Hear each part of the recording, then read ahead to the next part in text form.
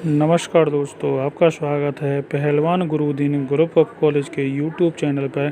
मैं रमाकांत सिंह, समाजशास्त्र प्रवक्ता, पहलवान गुरुदीन विधि महाविद्यालय पनाई ललितपुर से मैं एक बार फिर समाजशास्त्र का एक नया वीडियो लेकर उपस्थित हुआ हूं। मेरे वीडियो को लाइक, शेयर, कमेंट्स जरूर करें और चैनल को सब्सक्राइब करें। बेल आइकन दबाएं ताकि आपको नए वीडियो की नोटिफिकेशन मिल सके। मैं इस वीडियो में कक्षा BA LLB फर्स्ट सेम में आज का टॉपिक है सामाजिक परिस्थिति के प्रकार पर चर्चा करेंगे।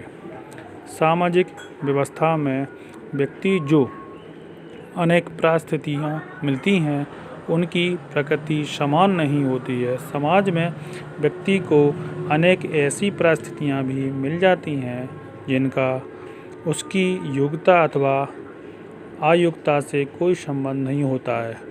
इस आधार पर लिंटन ने सभी सामाजिक परिस्थितियों को मुख्य भागों में विभाजित करके स्पष्ट किया है। इन्हें प्रदत्त परिस्थिति तथा अर्जित परिस्थिति कहा जाता है। नंबर 1, प्रदत्त परिस्थिति। सामाजिक व्यवस्था में कुछ परिस्थितियाँ ऐसी होती हैं जिन्हें पाने के लिए व्यक्ति को किसी तरह के प्रयत्न नहीं करने पड़ते हैं। कुछ परंपराओं, सामाजिक मूल्यों अथवा प्रथाओं के अनुसार व्यक्ति को कुछ विशेष परिस्थितियाँ अपने आप मिल जाती हैं। इन्हीं परिस्थितियों को हम प्रदत्त परिस्थिति कहते हैं। उदाहरण के लिए हमारे समाज में एक ब्राह्मण की सामाजिक परिस्थिति को दूसरे जातियों के लोगों की परिस्थिति से ऊंचा माना जाता है। ब्राह्मण की परिस्थिति पाने के लिए व्यक्ति को कोई प्रयत्न नहीं करने पड़ते हैं, बल्कि एक विशेष जाति के ऊपर में जन्म लेने के कारण यह परिस्थिति उसे स्वयं मिल जाती है। इसी तरह यदि काले लोगों की तुलना में गोरे लोगों या बच्चों की तुलना में वृद्धि लोगों को उच्च परिस्थितियाँ मिलती हैं, तो इसका कारण व्यक्ति की योग्यता न होकर समाज के कुछ विशेष मूल्यों और परंपराएं हैं। प्रदत्त परिस्थिति की प्रकृति को समझने के लिए यह जानना आवश्यक है कि प्रदत्त परिस्थिति के निर्धारक कारक कौन कौन से हैं अथवा वे कौन कौन से आधार से जो व्यक्ति की प्रदत्त परिस्थितियों का निर्धारण करते हैं। इन निर्धारक कारकों अथवा आधारों को संक्षेप में निम्नलिखित रूप से समझा जा सकता है। नंबर 1, लिंग भेद। संसार के विभिन्न समाजों और संस्कृतियों के अध्ययन से स्पष्ट होता है कि स्त्रियों और पुरुषों की परिस्थिति एक दूसरे से सदैव भिन्न रही हैं, जबकि ये आधार पर यह समझा जाता है कि पुरुषों की तुलना में स्त्रियां अधिक कमज़ोर, भावुक और अंधविश्वासी होती हैं। बच्चों के पालन पोषण तथा घरेलू कामों के कारण भी स्त्रियों को वे कार्य नहीं दिए जाते हैं जिनका संबंध शक्ति और साहस से होता है। अधिकांश समाजों में लिंग भेद व्यक्तियों की प्रदत्त स्थिति का एक प्रमुख आधार है। नंबर 2, आयु भेद। आयु की विभिन्नता के आधार पर भी संसार के लगभग सभी समाजों में विभिन्न व्यक्तियों की परिस्थिति एक दूसरे से भिन्न होती है। समाज एक बच्चे अथवा किशोर की तुलना में युवा और प्रौढ़ लोगों को अधिक अधिकार देता है। वृद्धावस्था को प्रत्येक समाज में सम्मान की दृष्टि से देखा जाता है। प्राचीन भारत, चीन और जापान में व्यक्ति की सामाजिक स्थिति को निर्धारित करने में आयु का सदैव ही विशेष महत्व रहा है। नंबर 3, नातेदारी। बहुत प्राचीन काल से व्यक्ति की सामाजिक स्थिति उसके परिवार और नातेदारी समूह की स्थिति से प्रभावित होती आई है। साधारणतया यह समझा जाता है कि व्यक्ति के माता पिता और दूसरे स्वजन यदि योग्य, प्रतिभाशाली तथा परिश्रमी है तो वह व्यक्ति भी इन्हीं गुणों के समान होगा। नातेदारी के आधार पर व्यक्ति को अपने परिवार में भी कुछ ऐसी परिस्थितियाँ प्राप्त होती हैं जिनके लिए उसे कोई प्रयत्न नहीं करने पड़ते हैं। नंबर 4, प्रजाति भेद।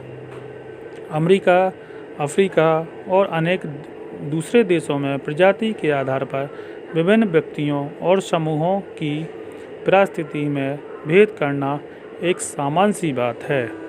बहुत लंबे समय से इस भ्रांति का प्रचार किया जा रहा है कि काली प्रजाति की तुलना में गोरी प्रजाति के लोग अधिक साहसी, योग्य और कुशल होते हैं। इसके फलस्वरूप काली प्रजाति के लोगों को वे अधिकार और परिस्थिति नहीं दिए जाते जो गोरी प्रजाति के लोगों को सहज ही प्राप्त हो जाते हैं। नंबर 5, जाति भेद। जाति एक ऐसा आधार है जो जन्म से ही कुछ व्यक्तियों को दूसरों की अपेक्षा अधिक उच्च मान लेता है। भारतीय समाज में कोई व्यक्ति चाहे कितना ही योग्य और कुशल क्यों न हो, लेकिन किसी निम्न जाति में जन्म लेने के कारण उसकी परिस्थिति निम्न हो जाती है। दूसरी ओर यदि कोई व्यक्ति उच्च जाति में जन्म लेता है तो कितना भी मूर्ख और अकुशल होने के बाद भी उसे एक उच्च सामाजिक परिस्थिति प्राप्त हो जाती है। नंबर 6, जन्म की वैधता। डेविस का कथन है कि बच्चे के जन्म की वैधता भी प्रदत्त स्थिति का एक मुख्य आधार है। इसका तात्पर्य यह है कि यदि किसी बच्चे का जन्म अवैध रूप से होता है तो जीवन के आरंभ से ही समाज में उसे नीची निगाह से देखा जाने लगता है।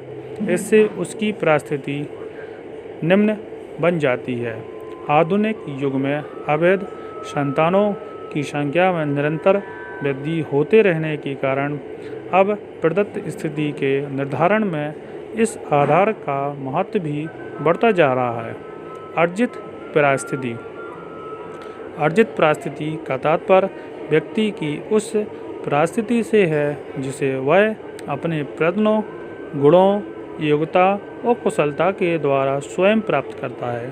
संसार में ऐसे व्यक्तियों की कमी नहीं है जिन्होंने निर्धन और निम्न वंश के परिवारों में जन्म लेने के बाद भी अपनी योग्यता और प्रयत्नों से उच्च परिस्थितियाँ प्राप्त कर ली हैं। समाज में कुछ व्यक्ति इतने साहसी, बुद्धिमान, कुशल और महत्वाकांक्षी होते हैं। समाज द्वारा कुछ भी सुविधाएं न मिलने के बाद भी वे एक लोकप्रिय नेता, उद्योगपति, कलाकार अथवा लेखक जैसी उच्च परिस्थितियां अर्जित कर लेते हैं। भारत में अम्बेडकर, जगजीवन राम, लाल बहादुर शास्त्री तथा जयप्रकाश नारायण जैसे व्यक्ति इस स्थिति का स्पष्ट उदाहरण है। कुछ परिस्थितियां स्वयं इस तरह की होती हैं जिन्हें व्यक्ति अपनी योग्यता और कुशलता से अर्जित कर सकता है। उदाहरण के लिए कोई भी सामाजिक व्यवस्था अपने आप ही किसी व्यक्ति को एक महान वैज्ञानिक, उद्योगपति, संगीतकार, अभिनेता, डॉक्टर या इंजीनियर नहीं बना सकती हैं। यह सभी परिस्थितियाँ ऐसी हैं जिन्हें व्यक्ति अपने प्रयत्नों और योग्यता से ही अर्जित करता है। संपत्ति का संचय।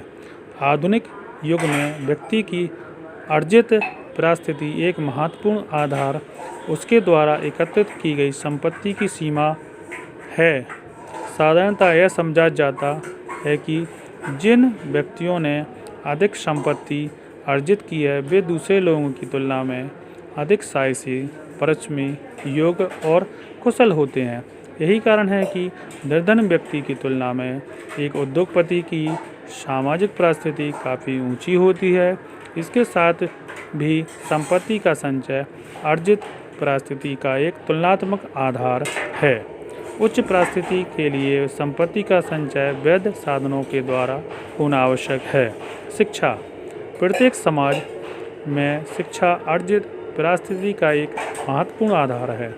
निरक्षर और अशिक्षित लोगों की तुलना में वे व्यक्ति उच्च परिस्थिति अर्जित कर लेते हैं जो शिक्षा के क्षेत्र में महत्वपूर्ण सफलताएं प्राप्त करते हैं।